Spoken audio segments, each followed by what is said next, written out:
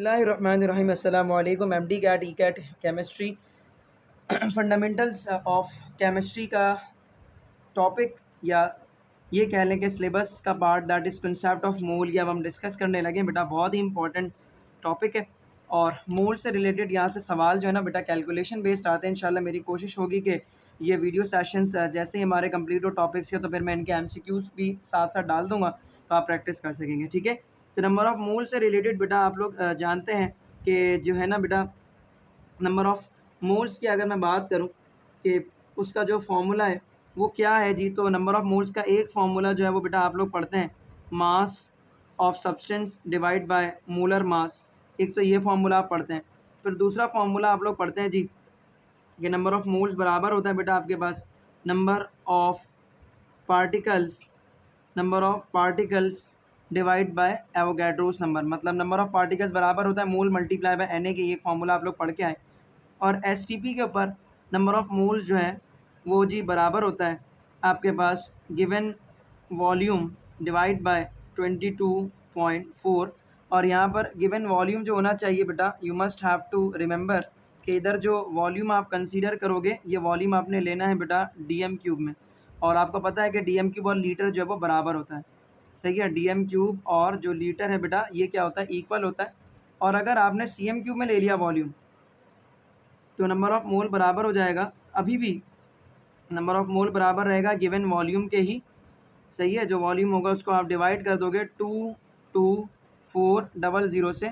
कब आप ये वाला काम करोगे, ये वाला काम आप उस वक्त करेंगे जब आपके पास जो वॉल्यूम दिया जाएगा बेटा वो दिया जाएगा सीएम क्यूब में। सही है, so when there is a volume in dm cube और litre the number of moles formula given volume divide by 22.4 and when there is a volume in cm cube you must have to divide the volume that is given in a question or data divide by the 22400 cm cube. So these are the formulas that are being used in this chapter. तो मतलब concept of mole के अंदर जो है ना यही सारे formulas मेरा बेटा इधर यूज़ करने, इससे ज़्यादा कोई और फार्मूला नहीं यूज़ होगा। ठीक है, अच्छा एक चीज़ और, कहीं पर भी अगर आपको बोल दे सवाल के अंदर ना मोल्स में एक मतलब कंडीशन आती है कि आपको जो है ना मतलब मास दिया होगा, मोलर मास दिया होगा, वॉल्यूम दिया जाएगा और सवाल में एक हिंट दे देंगे कि भाई जी दोनों जो है ना सेम कंडीशन पे हैं, दोनों में पार्टिकल सेम है। तो जब भी दोनों गैसेस के अंदर बोल दिया जाए दोनों का वॉल्यूम सेम है स्टैंडर्ड कंडीशन पर, या ये बोल दिया जाए कि जी दोनों का जो है ना अपना पार्टिकल्स बराबर है, तो जब भी इस तरह की कंडीशन दी जाएगी तो बेटा आपने कंसीडर ये करना है कि दोनों के मोल्स बराबर हो जाएंगे। ठीक है, दोनों के मोल्स क्या हो जाएंगे, बराबर हो जाएंगे। मतलब मास दिया हुआ है, मोलर मास दिया हुआ है, वॉल्यूम दिया हुआ है और मतलब इस तीन का रिलेशन है, या मास दिया हुआ है, मोलर मास दिया हुआ है और पार्टिकल्स पूछ रहे हैं। तो आपने किसी भी मतलब मतलब किसी मोल के फॉर्मूले में ये तीन चीज़ एक साथ नहीं पढ़ी, लेकिन दो फॉर्मूले को आप कंपेयर कर सकते हो। मतलब डाटा में जब भी वो हिंट दे दे, ये मैं प्रैक्टिस कराऊंगा इसके एमसीक्यू सेशन के अंदर, इंशाल्लाह आप उसकी प्रैक्टिस कर लेना। ठीक है, आपको समझ आ जाएगा ये वाला जो पॉइंट मैं आपको बता रहा हूँ। ठीक है, अच्छा कॉन्सेप्ट ऑफ मोल के अंदर वैसे तो एज सच कुछ भी नहीं है, बेसिकली इसका ताल्लुक जो बेटा बेटा ये जो है ना न्यूमेरिकल से, तो इसकी जो मेन प्रैक्टिस हो सकती है वो एमसीक्यू सेशन से हो सकती है। इधर से मैं जितने भी मतलब लफाजियाँ कर लूँ, नंबर ऑफ मोल्स वाला जो है ना पोर्शन आपका प्रैक्टिस नहीं हो सकता। ठीक है, नंबर ऑफ मोल्स है बस आपको इतना पता होना चाहिए और कुछ कैलकुलेशंस हैं वो आपको जनरली पता होनी चाहिए। जैसे कि अगर आपके पास ना सवाल के अंदर अभी इसके बाद वाला टॉपिक बहुत ज़्यादा इंपॉर्टेंट है। ठीक है, इसके बाद वाला बहुत ज़्यादा इंपॉर्टेंट है, उधर मैं आपको कैट्स मेथड अभी सिखाने वाला हूँ। ठीक है, आपको बेसिकली कंस्ट्रक्ट करना है mole ratio of the item with respect to their moles. मतलब आपका लर्निंग ऑब्जेक्टिव जो मैं आपको पढ़ के सुनाता हूँ और वो ये कि construction of mole ratios as conversion factors in stoichiometric calculations. ठीक है, तो अब हम जो है ना बेटा बिना वक्त को ज़ाया किए हुए मैं बात को आगे बढ़ाता हूँ और स्टीशियोमेट्री की तरफ हम चलेंगे। बहुत इंपॉर्टेंट पॉइंट है, बहुत ही इंपॉर्टेंट टॉपिक है, बहुत ज़्यादा इंपॉर्टेंट सिलेबस का पार्ट है। इधर से लाजमी तौर पर हर बच्चे का सवाल बन रहा होता है और एक फार्मूला सिखा दूंगा बेटा, सिर्फ एक फार्मूला, सारे सवाल उधर से बढ़ जाएंगे। कोई भी ऐसा सवाल नहीं बचेगा जो उस फार्मूले से ना हो, सारे के सारे सवाल ना उधर से हल हो जाने। ठीक है, तो स्टीशियोमेट्री क्या है मेरा बेटा, स्टीशियोमेट्री आपके पास याद रखें वो ब्रांच है, किसकी ब्रांच है भाई, वो ब्रांच है केमिस्ट्री की। अब इसका काम क्या है जी, ब्रांच तो है केमिस्ट्री की, कोई ना कोई काम तो कर रही होगी। तो branch of chemistry that deals the amount of reactant and product relationship theoretically in a balanced equation। सही है जी। वो ब्रांच ऑफ केमिस्ट्री जो कि थ्योरेटिकली तौर पर एक बैलेंस्ड इक्वेशन में जो रिएक्टेंट और प्रोडक्ट के अमाउंट है उसके दरमियान रिलेशनशिप बताए। कैसे बताया जी भाई? फॉर एग्जांपल एक रिएक्टेंट 1 मोल चाहिए 1 मोल प्रोडक्ट बनाने के लिए, तो 2 मोल चाहिए होगा 2 मोल प्रोडक्ट बनाने के लिए। सिमिलरली अगर 2 लीटर प्रोडक्ट बन रहा है आपके पास 50 ग्राम रिएक्टेंट से, तो 4 लीटर बनेगा जी 100 ग्राम रिएक्टेंट से। तो ये रिलेशनशिप जो होता है ना थ्योरेटिकली रिएक्टेंट और प्रोडक्ट के दरमियान, ये जिस ब्रांच ऑफ केमिस्ट्री को वो काम दे दिया भाई कि भैया तुम ये वाला डिपार्टमेंट संभाल लो, सही है ना, तुम बस हमें क्वांटिटी ऑफ मैटर बताओ कि रिएक्टेंट और प्रोडक्ट के दरमियान रिलेशनशिप क्या होगा उसका। तो जो ब्रांच ऑफ केमिस्ट्री है ना जी वो है स्टीशियोमेट्री। ठीक है। अब स्टीशियोमेट्री की अजम्पशन से भैया पास पेपर के अंदर एमसीक्यू आ चुका है। तो स्टीशियोमेट्री के अजम्पशंस क्या हैं, अब हम उन अजम्पशंस को देखेंगे। What are the assumptions of stoichiometry? तो सबसे पहली तो अजम्पशन ये है कि जो रिएक्टेंट होता है उसकी अजम्पशन ये है कि जो रिएक्टेंट है 100%, जितना भी रिएक्टेंट है वो पूरे का पूरा कन्वर्ट हो जाना चाहिए, शुड भी, मतलब बिल्कुल 100% जो रिएक्टेंट है वो पूरे का पूरा कन्वर्ट हो जाना चाहिए 100% प्रोडक्ट में। ज़रा सा भी रिएक्टेंट जो वो बचना नहीं चाहिए जी, और सारे का सारा रिएक्टेंट जो है ना वो किस में कन्वर्ट हो जाए? प्रोडक्ट के अंदर कन्वर्ट हो जाए। दूसरा ये कि जी कोई साइड रिएक्शन नहीं होना चाहिए। सही है, कोई साइड रिएक्शन नहीं होना चाहिए।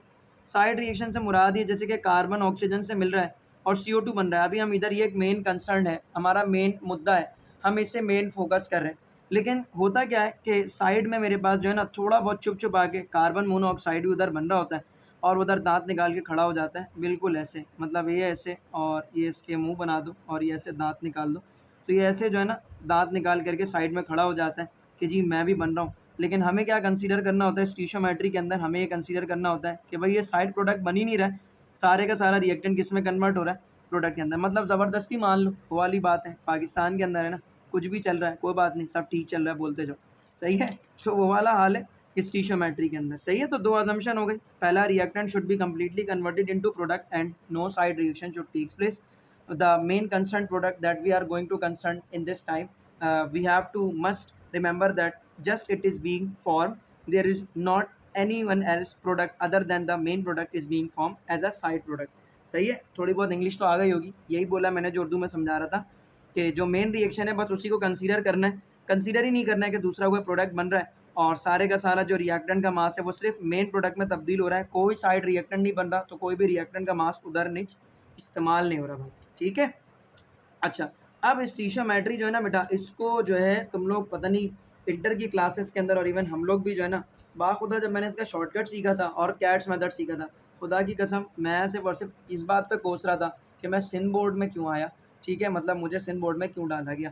उसकी वजह ये कि यार मास मास रिलेशनशिप, मास वॉल्यूम और वॉल्यूम वॉल्यूम रिलेशनशिप, इतने बड़े बड़े रिलेशन है और 2-2 पेजेस के न्यूमेरिकल, और टीचर उसके अंदर बोलता था ये भी निकालो, वो भी निकालो, ये भी निकाल लो, वो भी निकाल लो, फलां भी फाइंड, वो भी कर लो, चलो ये निकल गया, अब साथ में ये भी बता दो। और भाई दिमाग ख़राब हो जाता था। अलग अलग फार्मूला, 4-4 स्टेप लगाओ तब जाके जवाब आ रहा होता था। लेकिन एक फार्मूला देखा हमने कैट्स मेथड का और बाखुदा हमने बोला यार ज़िंदगी आसान हो गई। ठीक है, तभी वो फार्मूला सीख लोगे और ख़ुद बोलोगे ज़िंदगी आसान हो गई। तो भैया अब मैं आपको सिखाने वाला हूँ। पहले तो आपको रिलेशनशिप वैसे बता दूँ मैं कि आपको पता ही होंगे स्टीशियोमेट्री के 4 रिलेशन होते हैं जी, mole mole, mass to mass, mass to volume और वॉल्यूम टू वॉल्यूम रिलेशनशिप।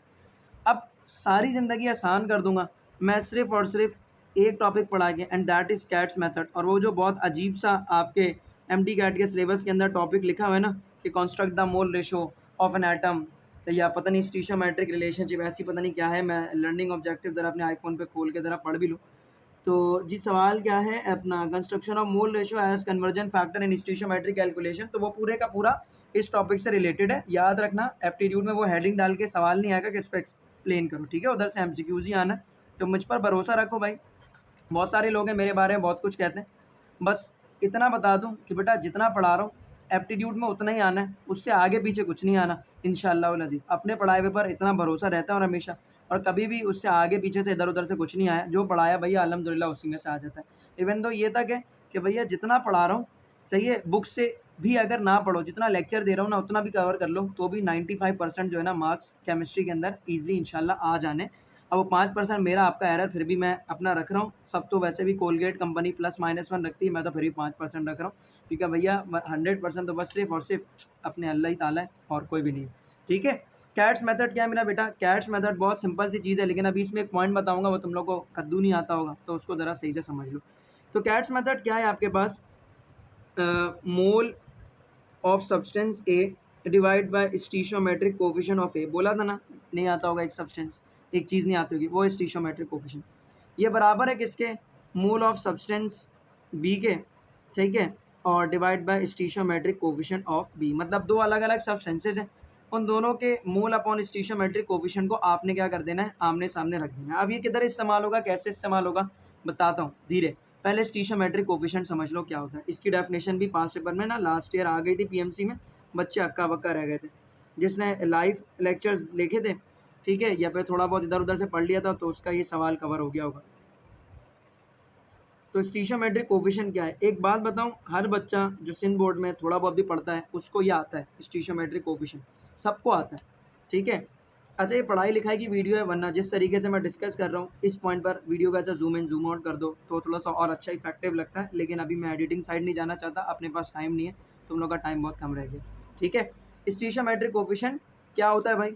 सबको पता है, फिर भी नहीं पता है क्या है भाई? देखो, balance balance mole value, balanced mole value of reactant और प्रोडक्ट इन बैलेंस्ड इक्वेशन।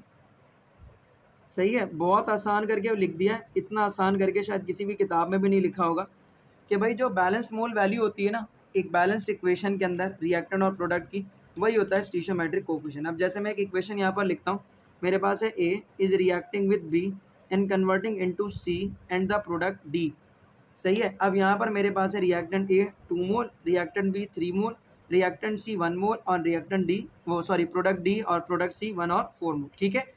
अब ए का स्टीशियोमेट्रिक कोफिशिएंट जो है वो हो गया 2, बी का स्टीशियोमेट्रिक कोफिशिएंट जो है बेटा वो हो गया 3, सी का स्टीशियोमेट्रिक कोफिशिएंट जो है बेटा वो हो गया 1 और डी का स्टीशियोमेट्रिक कोफिशिएंट जो है बेटा वो हो गया 4। हो गई ज़िंदगी आसान, ठीक है। स्टीशियोमेट्रिक कोफिशिएंट 1 मिनट में कवर हो गया। स्टीशियोमेट्रिक कोफिशिएंट क्या होता है? ये बैलेंस्ड इक्वेशन है, इसमें जो बैलेंस्ड मोल्स होंगे रिएक्टेंट या प्रोडक्ट के, वो उनका अपना स्टीशियोमेट्रिक कोफिशिएंट होगा। अब यहाँ पर बी से मुराद ये रिएक्टेंट नहीं है, बी से मुराद कोई भी दुनिया की चीज़ है, मतलब इक्वेशन में रिएक्टेंट या प्रोडक्ट भी हो सकता है, ठीक है। अब देखो क्या होगा, जब भी आपको बोला जाए ना कि भाई सब्सटेंस ए के मोल इतने, बता दो कि आपके पास जो है ना प्रोडक्ट डी कितना बनेगा, तो आपने क्या करना है? सब्सटेंस ए का मोल रखना है, इसका स्टीशियोमेट्रिक कोफिशिएंट रखना है, और सब्सटेंस डी के मोल कितने बनेंगे, ये मोल ऑफ मतलब सब्सटेंस डी का कितना मोल बनेगा, ये इधर आ जाएगा मोल ऑफ डी, और इसका स्टीशियोमेट्रिक कोफिशिएंट डिवाइड कर देना आपने 4 से।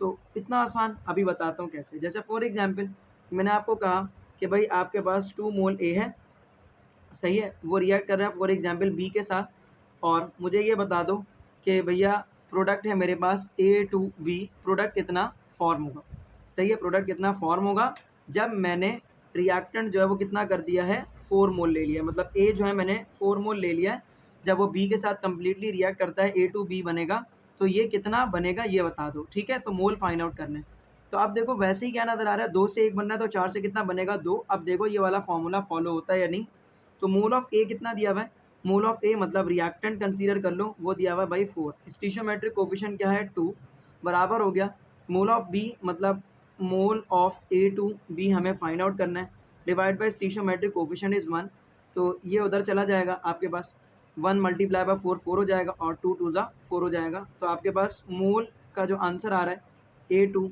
बी का वो है आपके पास 2 मोल। बेटा ये जादुई ट्रिक समझ लो, कुछ भी समझ लो, मुझे नहीं पता, इसको जो मानना है मान लो, ठीक है। लेकिन जब बोर्ड एग्जाम्स में या एमडी कैट में सवाल आ जाएगा ना, तो इससे हल कर लेना बेटा, जवाब बिल्कुल दुरुस्त होगा, और कसम खुदा की वो टीचर जिसको तुम 50-50 60-60 हज़ार रुपये दे करके पढ़ रहे हो ना, हमारा जो पेड सेशन है उसमें भी अगर कांटेक्ट करके हमसे पूछो ना कि क्या फ़ीस है, तो शायद उसका 0.5% भी हम नहीं ले रहे, ठीक है, 0.5% भी नहीं ले रहे, बहुत बड़ी बात बोल रहा हूँ, 0.5% भी नहीं ले रहे 55,000 वाली फीसेस का, ठीक है। तो और जो लोग लाइव पढ़ रहे हैं वो तो वैसे भी फ्री में पढ़ रहे हैं, ठीक है। खैर, तो mole of A to B कितना बन गया आपके पास, 2 मोल बन गया भाई, ठीक है। अब इसको कोई भी डाटा चेंज कर लो, जैसे लेट सपोज अब यहाँ पर ले लो फॉर एग्जाम्पल भाई 2 मोल बी ले लिया हमने, तो बताओ ए कितना चाहिए होगा, तो आप क्या रखोगे, 2 मोल बी दिया हुआ है, उसका स्टीशियोमेट्रिक कोफिशिएंट 1 है, क्या फाइंड आउट करना है, mole of A divide by stoichiometric coefficient that is 2, तो 2 वहाँ चला जाएगा, तो 2 1 2 हो जाएगा, तो इट मीन्स कि बी जो है वो 2 मोल रिक्वायर्ड होगा आपके पास, बी जो है वो ए जो है वो 4 मोल रिक्वायर्ड होगा जब आपके पास बी जो है वो आप 2 मोल ले लेंगे, ठीक है। तो इस तरीके से इसका भी प्रैक्टिस जब हम एमसीक्यूज करेंगे तो मैं सिखाऊंगा। अच्छा, यही चीज़ वॉल्यूम से भी रिलेटेड है, सही है, सब कुछ इधर से कैलकुलेट हो जाएगा बेटा, पार्टिकल भी कैलकुलेट हो जाएगा, मोल भी कैलकुलेट हो जाएगा, मास भी कैलकुलेट हो जाएगा, वॉल्यूम भी कैलकुलेट हो जाएगा। अब वो जो वीडियोग्राफर्स होते हैं ना, वो क्या करते हैं, इस तरह के जब बात करते हैं तो बीच बीच में क्या करते हैं, इफेक्ट्स लगाते हैं, तो अगेन मेरे पास लगा सकता हूँ लेकिन इतना टाइम नहीं बेटा कि इफेक्ट्स लगाऊँ, तो ये कैट्स मेथड याद रखोगे भाई, भूलना नहीं इसको, ठीक है।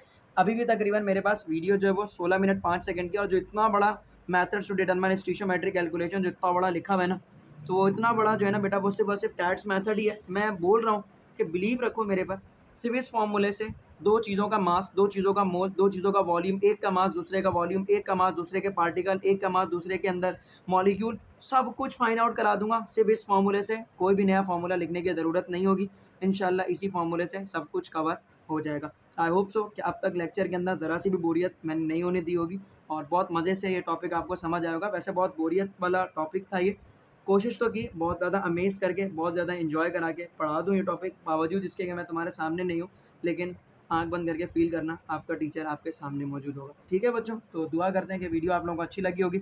इंशाल्लाह फिर मिलेंगे नेक्स्ट लेक्चर में, तब तक के लिए दुआ में याद रखो, फिर मिलेंगे। अल्लाह हाफ़िज़।